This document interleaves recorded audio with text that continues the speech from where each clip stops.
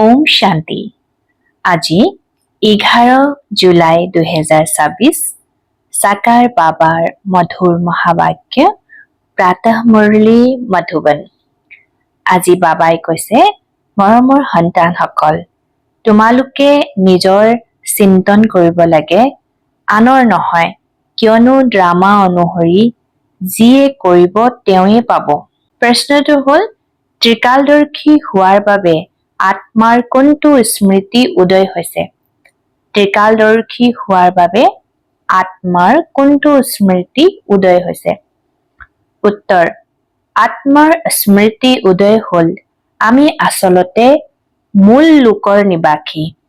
এই ড্ৰামাত পাৰ্ট বজাবলৈ আহিছো। আমি মুখ্য ভাৱৰীয়া হৈ 84 জন্মৰ ভূমিকা পালন কৰিলো, পাৰ্ট বজালো।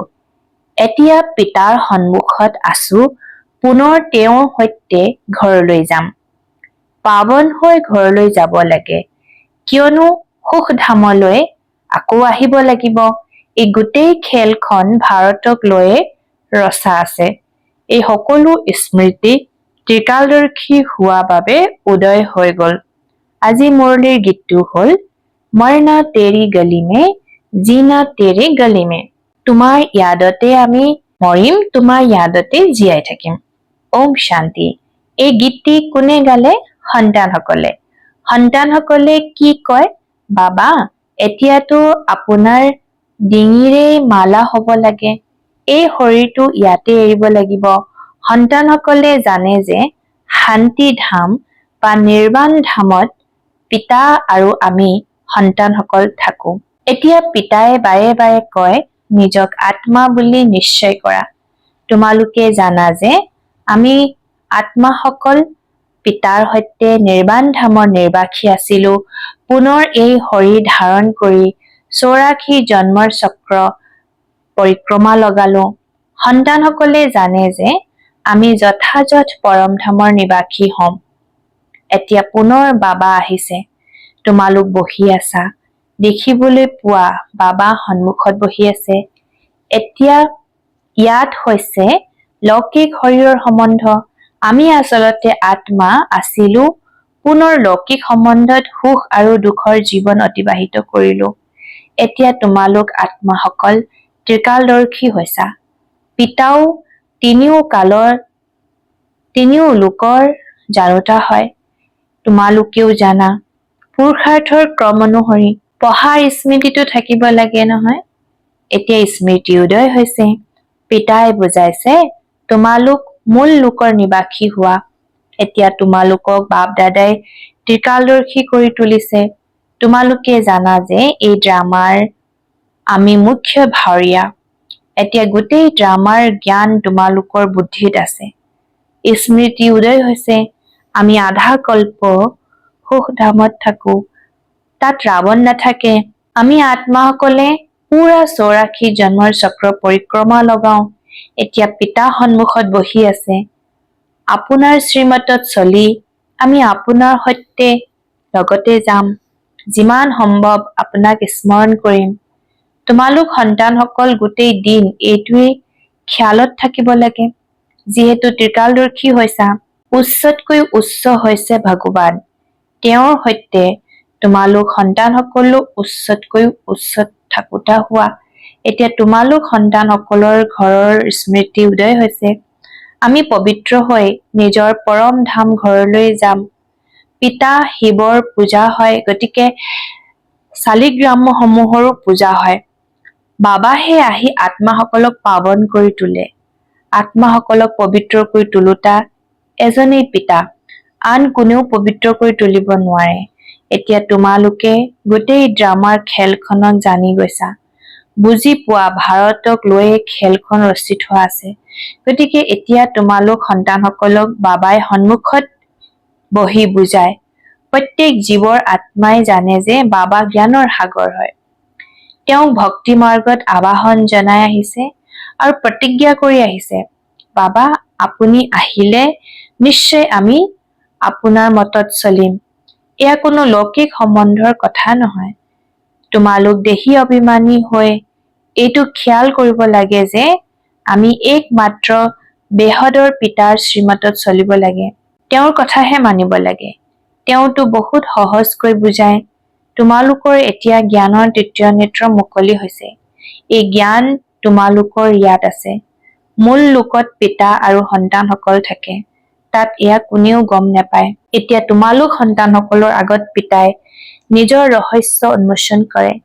তেওঁৱেই জ্ঞানৰ সাগৰ হয় আৰু কোনো সৎ সংগত এনেকৈ নকব যে বাবাই আমাক আত্মাসকলক পঢ়ায়। এইটো তোমালোকে জানা। বাৰে বাৰে তোমালোকক কবলগীয়া হয় দেহী অভিমানী হোৱা।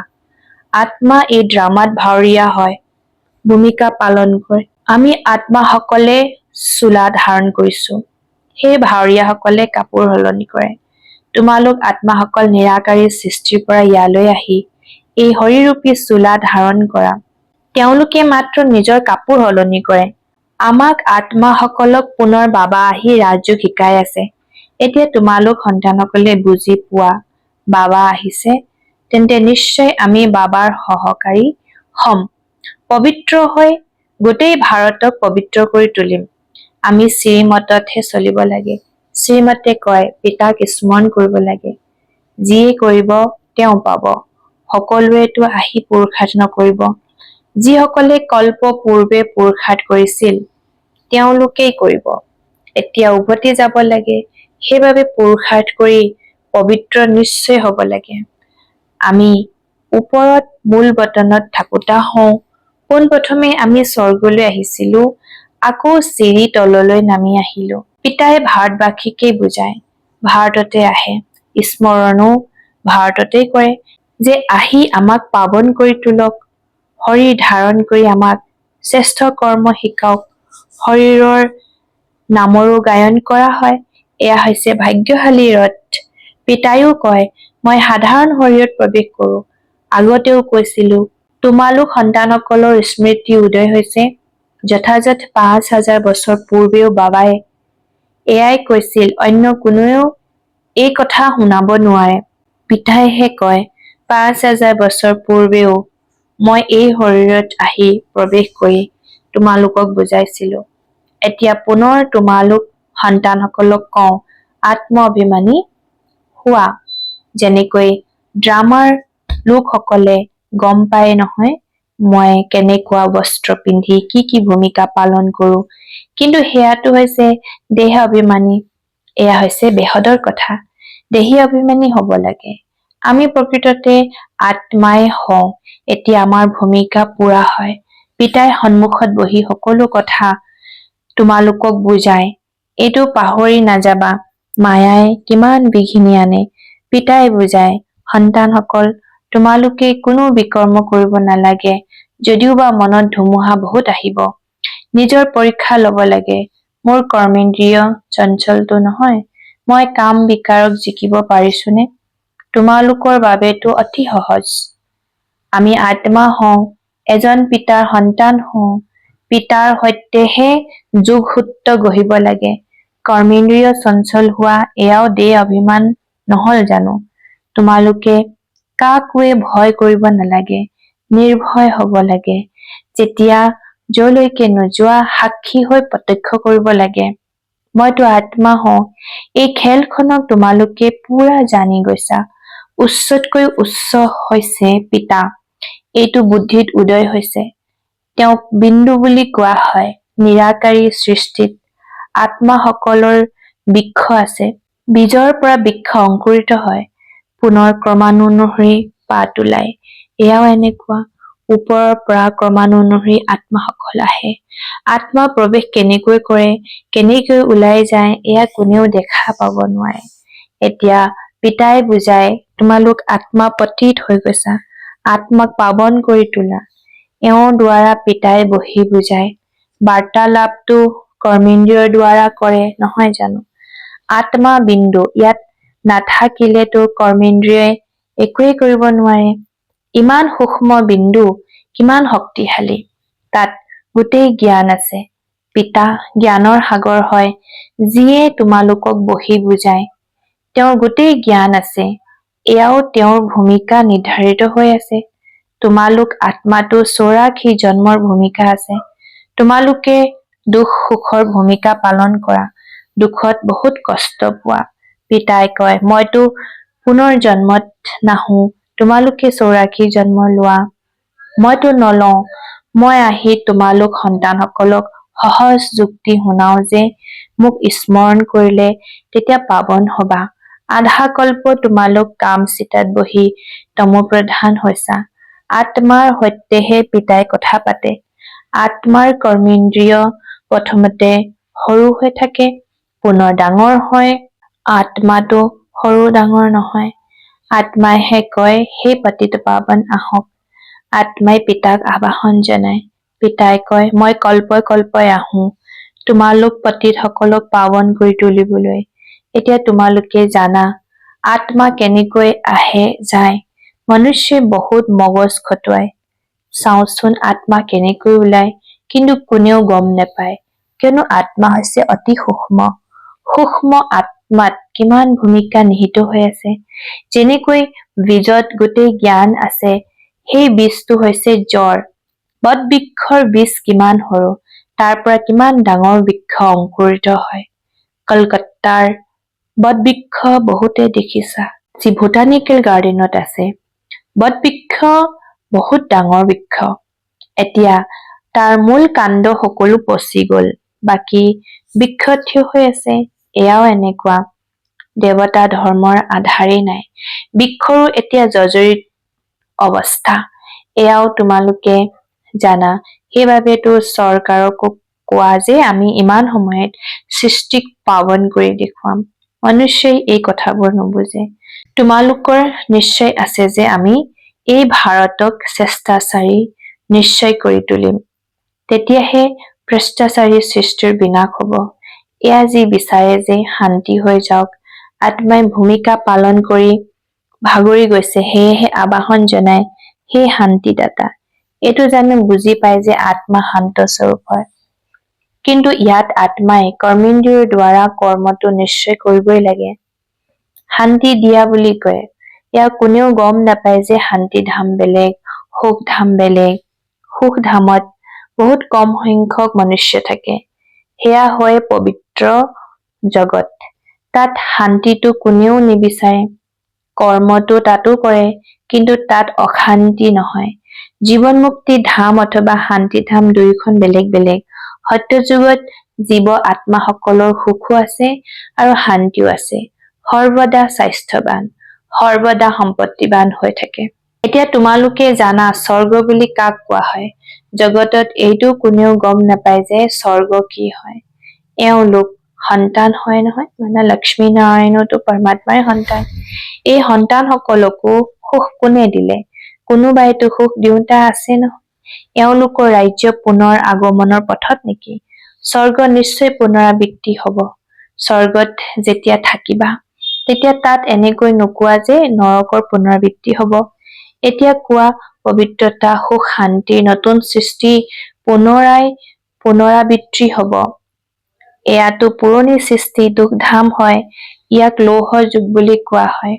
নতুন সৃষ্টিটো আছিল নহয় জানো, সেইখনক স্বৰ্গ বুলি কয়।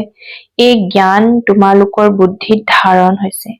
যথাযথ আমি পুনৰাই দেৱী দেৱতা হৈ আছো। তোমালোকৰ লক্ষ্য উদ্দেশ্য হৈছে এইটো, আমি পুনৰাই স্বৰ্গৰ বাদশ্বাহী লওঁ। বেহদৰ পিতাৰ পৰা উত্তৰাধিকাৰ নিশ্চয় পাম। এয়া ভালকৈ স্মৃতিত ৰাখিব লাগে। আমি আত্মাসকল তাত থাকো। পুনৰ আমি ইয়ালৈ ভূমিকা পালন কৰিবলৈ আহিছো। এতিয়া স্মৃতি উদয় হৈছে। 84 জন্ম কেনেকৈ লওঁ, পিতাই বুজায়ো তোমালোকক, ব্ৰহ্মা মুখ বংশাৱলী ব্ৰাহ্মণসকলক। ব্ৰাহ্মণ নোহোৱাকৈ, প্ৰজাপিতা ব্ৰহ্মাৰ সন্তান নোহোৱাকৈ শিৱ বাবাৰ পৰা উত্তৰাধিকাৰ কেনেকৈ লব? প্ৰজাপিতা ব্ৰহ্মাটো প্ৰসিদ্ধ হয়। ব্ৰহ্মাৰ দ্বাৰা নতুন সৃষ্টিৰ স্থাপনা কৰে। তেন্তে নতুন সৃষ্টিৰ ৰাজ্যও নিশ্চয় তেওঁলোকেই পাইছিল। 5000 বছৰ পূৰ্বেও ব্ৰহ্মাৰ দ্বাৰা বিষ্ণুপুৰী স্থাপনা কৰিছিল। এতিয়া পুনৰ পুনৰাবৃত্তি হব। তাৰ বাবে তোমালোকে প্ৰস্তুতি চলাই আছা। বহুত সন্তানে সোধে, ড্ৰামাক শ্ৰেষ্ঠ বুলি মানিম নে পুৰুষাৰ্থক শ্ৰেষ্ঠ বুলি মানিম? বুজোৱা হয়, পুৰুষাৰ্থটো নিশ্চয় কৰিবই লাগিব। পুৰুষাৰ্থৰ অবিহনে প্ৰাৰব্ধ কেনেকৈ পাবা? পুৰা পুৰুষাৰ্থ কৰিব লাগে। কোনোবাই ভালদৰে পুৰুষাৰ্থ কৰিলে তেতিয়া বুজোৱা হয় ড্ৰামা অনুসৰি এওঁৰ ভাল পুৰুষাৰ্থ চলে, পদো উত্তম পাব। এওঁৰ পুৰুষাৰ্থ বহুত তীব্ৰতাৰে চলে। আকৌ আগবাঢ়ি গৈ থাকোতে কাৰোবাৰ পদ কমো হৈ যায়। ব্ৰাহ্মণীসকলে জানে, ব্ৰাহ্মণীসকলৰ ওচৰলৈ অহাসকলেও জানে আমুক বহুত ভালকৈ চলিছিল, আজিকালি নাহে। কয়, কব নোৱাৰো মোৰ বুদ্ধিত কিয় ধাৰণ নহয়। বাবাক মই স্মৰণেই কৰিব নোৱাৰো, বছ মই চলিব নোৱাৰিম, অতি উচ্চ লক্ষ্য, এনেকৈ লিখি দিয়ে।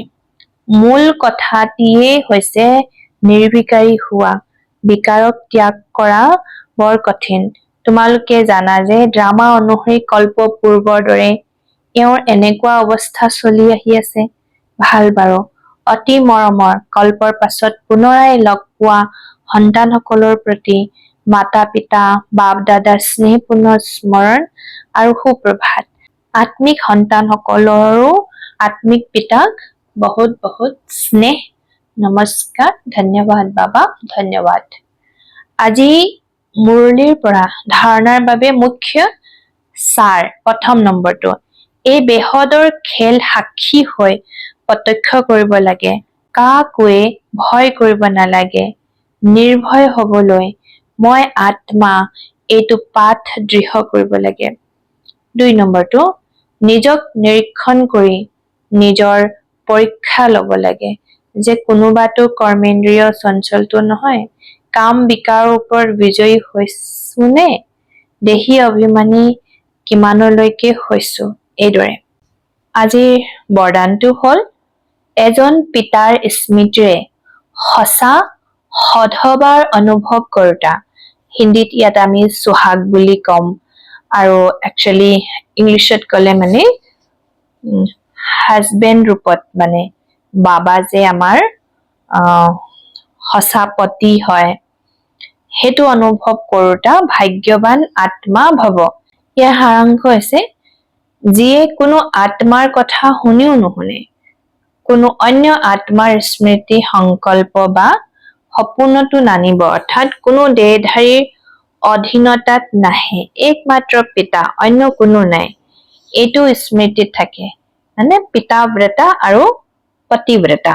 তেওঁলোকক অবিনাশী সধবাৰ তিলক দিয়া হয়, সোহাগৰ তিলক দিয়া হয়। এনেকুৱা সঁচা সধবা সকলেই প্ৰকৃত ভাগ্যৱান। যিসকল পতিব্ৰতা নাৰী, তেখেতসকলকে সঁচা ভাগ্যশালী বুলি কোৱা হৈছে। আজিৰ শ্লোগানটো হৈছে, নিজৰ শ্ৰেষ্ঠ স্থিতি গঢ়িবলৈ অন্তৰ্মুখী হৈ তাৰ পাছত বাহ্যমুখিতাত আহা।